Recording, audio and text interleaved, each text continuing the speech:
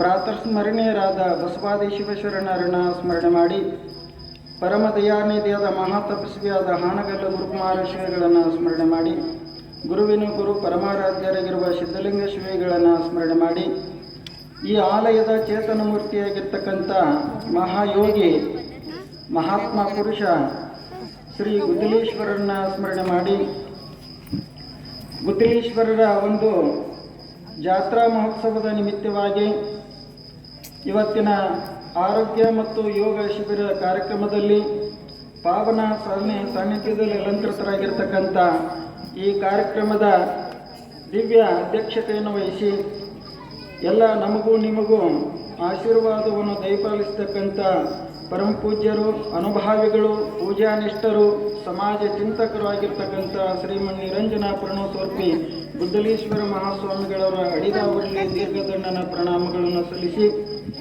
ಇಲ್ಲಿವರೆಗೂ ತಮ್ಮ ಅನುಭವದ ನುಡಿಯನ್ನು ನುಡಿದಿರತಕ್ಕಂಥ ಶ್ರೀ BS ಯಾವಗಲ್ ನಿವೃತ್ತ ಪ್ರಾಚಾರ್ಯರಲ್ಲಿ ಮತ್ತು ಆರೋಗ್ಯ ಅಧಿಕಾರಿಯಾಗಿರ್ತಕ್ಕಂಥ ಶ್ರೀಧರ್ ಸರ್ ಅವರಲ್ಲಿ ಹಾಗೂ ಈ ಕಾರ್ಯಕ್ರಮವನ್ನು ನಡೆಸಿಕೊಡ್ತಕ್ಕಂಥ ನಿರೂಪಣೆಕಾರರಲ್ಲಿ, ಶರಣ ಬಂಧುಗಳಲ್ಲಿ, ತಾಯಂದರಲ್ಲಿ ಮತ್ತು ಯೋಗ ಶಿಬಿರಾರ್ಥಿಗಳಲ್ಲಿ ತಮಗೆಲ್ಲರಿಗೂ ಶರಣಾರ್ಥಿ. 5 ಜನ ಬಸ್ಸು ಗಾಡಿ ತುಂಬಿಕೊಂಡು ಹೊಂಟಿದ್ರೆ ಮದುವೆಗೆ ಎಲ್ಲ ಫುಲ್ಲ ತುಂಬಿಕೊಂಡು ಮದುವೆಗೆ ಹೋಗಿದ್ದಾರೆ. ಒಂದು ಹಳ್ಳಿಯಿಂದ ಅಲ್ಲಿ ಕಲ್ಯಾಣ ಮಂಟಪದೊಳಗೆ ಇನ್ನೇನು ಮದುವೆ ನಿನಗೆ ಆರೋಗ್ಯವನ್ನು ಅದು ತಂದು ಕೊಡ್ತದೆ, ಇದನ್ನು ತಿನ್ನ ಅಂತೇಳಿ ಅದು ತಗೋದಿಲ್ಲ. ಮನಸ್ಸು ಹಿಡಿಯೋದಿಲ್ಲರಿ. ಅದು ವಿಷಯ ವ್ಯಾಮೋಹನ ಬೇಕಂತದ್ದು. ಇಂಥ ಇದರಲ್ಲಿ ಜಗ್ತಕ್ಕಂಥ ಮನುಷ್ಯನ ಮನಸ್ಸು ಅದನ್ನು ಹಿಡಿತಕ್ಕಂಥದ್ದು ಅದು ಎಲ್ಲಿ ಅಂದರೆ ಮಹಾತ್ಮರ ಚರಿತ್ರೆಯನ್ನು ಕೇಳೋದಾಗಲಿ.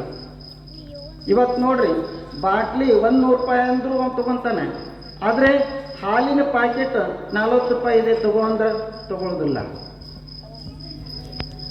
ಅಂದರೆ ಒಂದು ಉದಾಹರಣೆ, ಒಬ್ಬ ಮಾವತ ಆನೆಯನ್ನು ಹೊಳೆಯಲ್ಲಿ ಮೈಯಲ್ಲಿ ತೊಳೆದು ಮತ್ತೆ ಮೇಲೆ ಕಟ್ಟಿದಂದ್ರೆ ಅದೇನು ಮಾಡ್ತದಂದ್ರೆ ತನ್ನ ಸೊಂಡಿಲಿ ತೊಗೊಂಡು ಮಣ್ಣು ತೊಗೊಂಡು ಮತ್ತೆ ಮೇಲೆ ಹಾಕ್ಕೊಂತದೆ.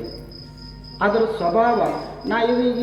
ನನ್ನ ಸ್ವಚ್ಛ ಮಾಡಿದಾರ, ನನ್ನ ಮಾವುತ ಎಲ್ಲ ಮೈನ ತೊಳೆದು ಎಲ್ಲ ಸ್ವಚ್ಛ ಮಾಡಿದಾನ, ನಾವು ಹೊಲಸು ಮಾಡ್ಕೋಬಾರ್ದು ಅಂತೇಳಿ ಅದಕ್ಕೆ ತಿಳಿಯೋದಿಲ್ಲ. ಅದರ ಸ್ವಭಾವ. ಹಾಗೆ ಮನುಷ್ಯನ ಮನಸ್ಸು ಅಂತಕ್ಕಂಥದ್ದು ಅದರ ಸ್ವಭಾವ. ಅದರ ವಿಷಯ ವ್ಯಾಮೋಹದ ಹತ್ರ ಅದು ಹೋಗ್ತದೆ. ಅದನ್ನು ಹಿಡಿಯೋದು ಯಾವುದು?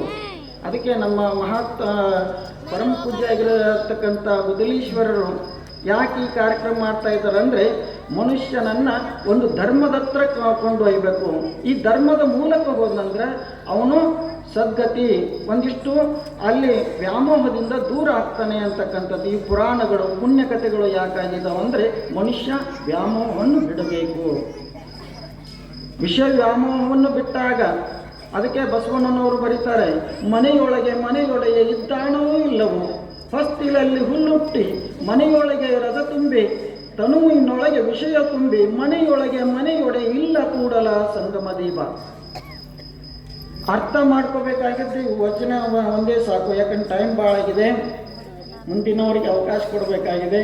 ತಾವೆಲ್ಲ ಸದ್ಗತಿಯನ್ನು ಕಾಣಬೇಕಂತಕ್ಕಂಥದ್ದು ಪರಮ ಪೂಜ್ಯರು ನಮಗೆ ನಿದರ್ಶನ. ಅಂದರೆ 6 ಯೋಗ್ಯವಾಗಿರ್ತಕ್ಕಂಥವ್ರು ಈ ನಾಡಿನೊಳಗೆ ಯಾರಾದರೂ ಇದ್ದರೆ ಅದರ ಗುದ್ದಲೀಶ್ವರ ಮಹಾಸ್ವಾಮಿಗಳು. ಎಲ್ಲವೂ ನೋಡ್ರಿ, ಅನುಷ್ಠಾನ ತಪಸ್ಸಿನ ಮೂಲಕ, ಒಂದಿಷ್ಟು ಸಮಾಜದ ಮೂಲಕ ಸಮಾಜವನ್ನು ಕೆಲಸ ಮಾಡಿರ್ತಕ್ಕಂಥದ್ದು.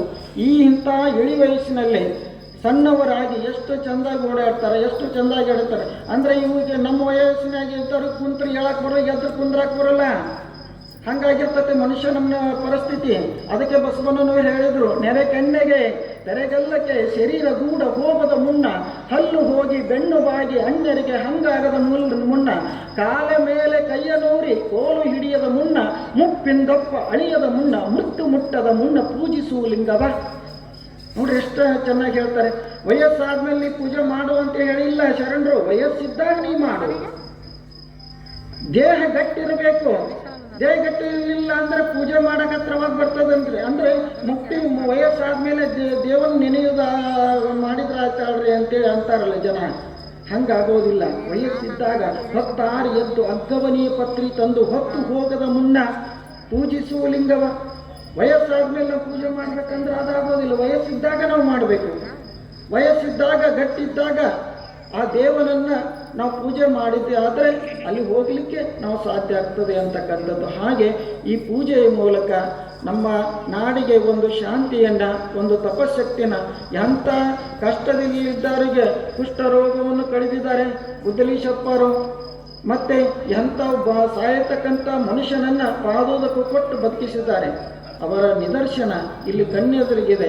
ಅಂಥ ಪರಮ ಪೂಜ್ಯರ ಒಂದು ದರ್ಶನ, ಆಶೀರ್ವಾದ ತಾವು ನಾವು ಎಲ್ಲ ಪಡ್ಕೊಂಡು ಧನ್ಯರಾಗೋಣ ಅಂತಕ್ಕಂಥ ವಿಚಾರವನ್ನು ಹೇಳ್ತಾ, ಇಲ್ಲಿವರೆಗೂ ನಮಗೆಲ್ಲರಿಗೂ ಕೂಡ ಅವಕಾಶವನ್ನು ಕೊಟ್ಟು ದರ್ಶನ ಅವಕಾಶವನ್ನು ಮಾಡಿಕೊಟ್ಟಿರ್ತಕ್ಕಂಥ ಗುದ್ದಲೀಶಪ್ಪರಿಗೆ ತಮಗೆಲ್ಲರಿಗೂ ಹಾನಗಲ್ಲು ಕುಮಾರೇಶ್ವರರು ಬಸವಾದಿ ಪ್ರಮಥರು ಒಳ್ಳೆಯದು ಮಾಡಲಿ ಅಂತ ಹೇಳ್ತಾ ನಮ್ಮ 4 ನುಡಿಗೆ ವಿರಾಮ ಹೇಳ್ತೇನೆ.